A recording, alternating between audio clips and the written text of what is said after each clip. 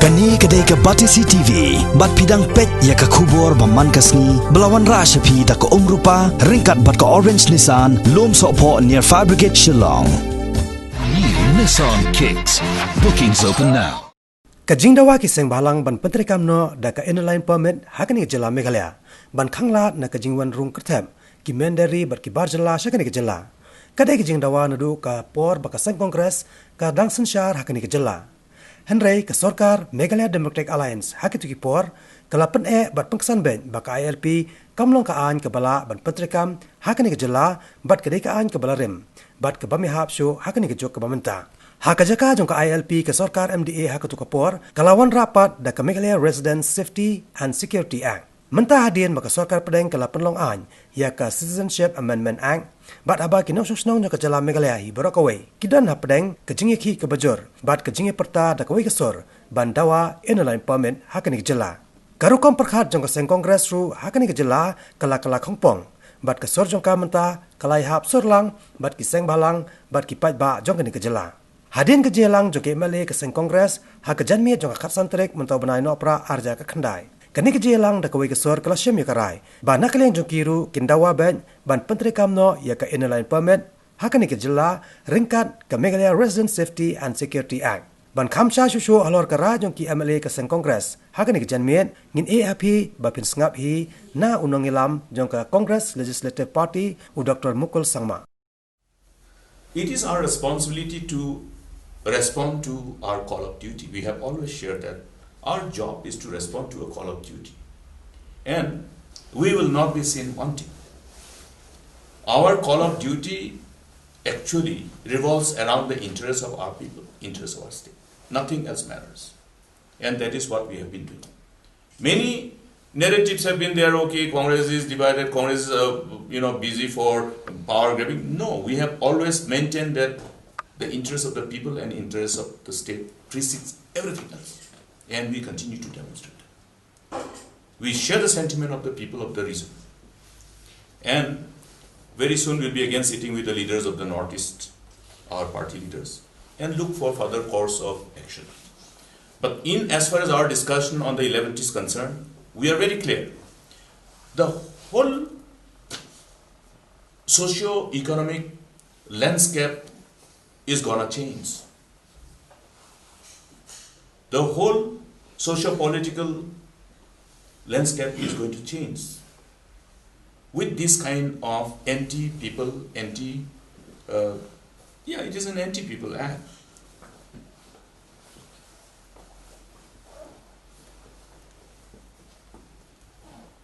Going to be operationalized against the wishes of the people. So it is our responsibility to fight and at the same time prepare as to how to protect the interests of our people. And the situation has changed so drastically that today, in spite of all the law that exists to protect the interests of our people, our indigenous ethnic communities in our state of Meghalaya and across the Northeast, we see that we need to actually look at all the available law which is operational and which can be operationalized. We were fortunate that we have had a long drawn exercise in the past, and then we came up with a new law, that Meghalaya Resident Safety and Security Act. That was given the situation that okay, things will be better, things can be handled. But the situation now that has unfolded, and what is going to unfold as the law will be operationalized, have called for new strategy, new step. And therefore, that day we have said, in addition to law that has been passed, we need to now, yes, implement ILP. And in addition to this, we need to again look at some more issues and some more legislation to further augment and amplify and supplement to protect the interests of our beloved people. We have to do that. And to achieve that, we will be inviting all the political parties. We'll share with them what is the likely way forward in addition to whatever law is available today. Okay, the Northeast Frontiers Act 1873, today it has become relevant because we understand the intent of the people who are the policymakers in Delhi. Therefore, we are very clear. We are very clear that in addition to implementing the Meghalaya Resident Safety and Security Act, we need to implement ILP because that will supplement the whole Meghalaya Resident Safety and Security Act has been designed to supplement it. In fact, if you go through this, and I will suggest that other states also implement this Meghalaya Safety and Security, Resident Safety and Security Act in addition to ILP. Other states also. If something happens in front of your gate, can you say that, okay, I'm not bothered? See, we should know that we, people of Northeast, have always stood as a block, a single block, solid block. We should not be seen as, okay, people with different strength and different weaknesses. We have similar kind of challenges, similar kind of vulnerability as society and as a state. Of course, Meghalaya has a more vulnerability because you have a long border with Assam. Interstate border is so long. And we also have a 443 kilometer of long international border which is referred by Government of India as porous international border. Therefore, there are many factors which make our state as more vulnerable. Then we have the issue of the areas of difference with Assam in as far as the interstate border is concerned. So when this CAB, the mandate of this legislation will be implemented, what happens in those areas of difference? We'll have to resolve those areas of difference. Otherwise, they will become an enclave for the people who will be eventual factor for dilution of our demography. We have to be very clear, there's no politics in this, but it is a reality that we have areas of difference with Assam. How do we handle that area? Both the states, Assam and Meghalaya, must have a complete clarity on that issue. That means simultaneously we'll have to resolve this interstate border issue. All the areas of difference must be resolved. And we will be looking at new additional legislation. Different laws. The 6th schedule, they talk about, okay, 6th schedule. Now, we don't have the 6th schedule area covering the whole of the state. Therefore, our stand is that the 6th schedule area should be extended to all those remaining areas which is not covered by 6th schedule. I repeat, the 6th schedule area must be extended to those areas which are not covered under 6th schedule. Otherwise, those will again become the enclaves.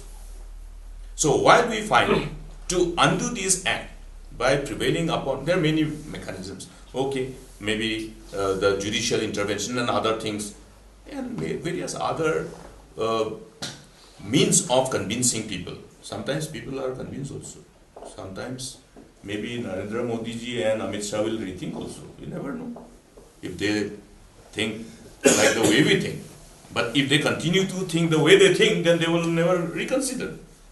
But one thing is very clear for all of us, that Meghalaya is differently positioned from geopolitical perspective. Our vulnerability is different from other states. We are more vulnerable. Thank you. And we are continuing to protest. I have condemned the government for failure to deal with the situation, the prevailing situation. There was complete lack of governance, meaning the government has failed in handling the situation. And they have failed and they have shown their insensitivity. Another thing what has dragged our attention is that the insensitivity with which the Chief Minister comes back after meeting the Union Home Minister and tweets about the outcome of the meeting. When the state is agitated, when the people are agitated,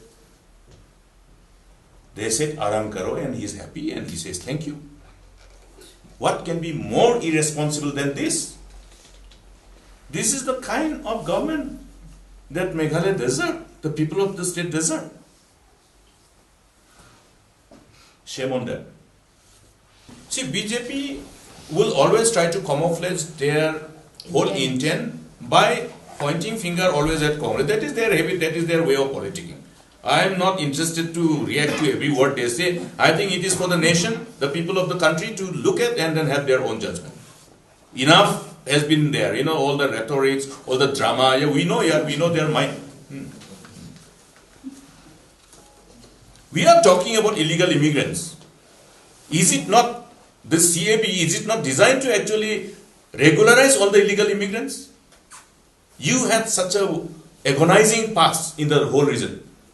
That Assam Accord, a culmination of that agonizing past. What was the mandate of the Assam Accord 1985? The cut-off year would be 1971. Now suddenly the cut-off year is 2014. What is this joke? That means the whole, the level of, I must say, the suffering that people have gone through to sacrifice to see this culmination of their movement, democratic movement, to protect the interests of the people against illegal immigrants coming and overpopulating us. That has gone for a toss now.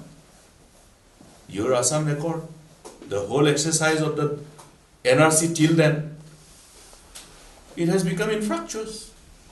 How will people not react? Okay, when you have agreed as a nation, okay, 1971 is the cutoff year. Now suddenly 2014. So who is talking about illegal immigrants to be actually swamping us and then overpopulating in the country? I am telling you that this whole illegal immigrants will ultimately gravitate into the whole Northeast and we're gonna have the problem.